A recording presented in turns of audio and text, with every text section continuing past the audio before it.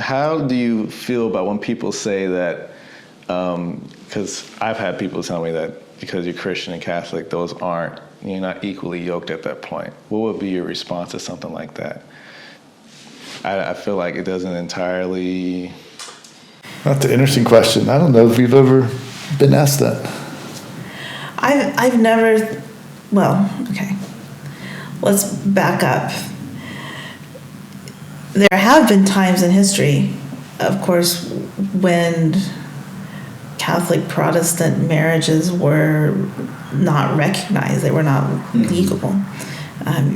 If you were a Catholic and you married outside of the faith, then you were outside of communion.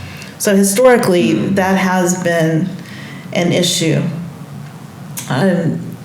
That's no longer the case in the Catholic Church, and I don't think it's the case in most Protestant churches. Yeah. My understanding, and I think the understanding that the Church has come to, is that to be equally yoked means to be yoked in Christ. I think that's all I'll say right now.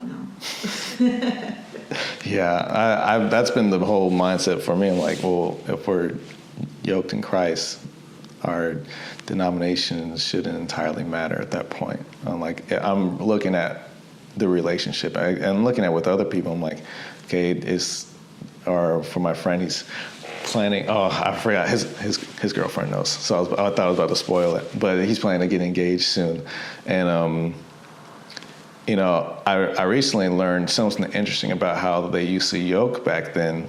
The oxes, they would yoke the strongest ox with the younger ox. It wasn't like the younger ox was weak, but it was just an interesting component that I've seen, and I do feel like there can be a little bit of danger sometimes when you're kind of going off topic, but you yoke someone and they're new to the faith and someone's really seasoned, but it also can be so powerful and it can be very helpful. But yeah. I think there's no cookie cutter answer.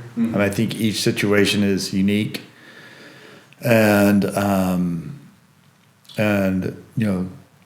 if you're kind of plunging into a relationship where there could be difficulties down the road and you don't want to think about that or look at them because you're just so in love and it's all going to work out.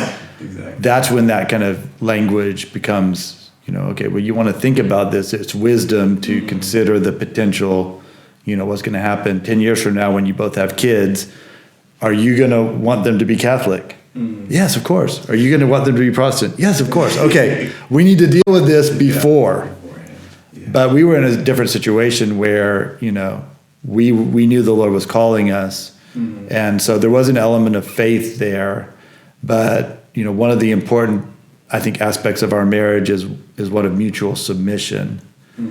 So we're not going to either one of us do something that the other's not in agreement with. And so, that takes learning each other. It takes faith.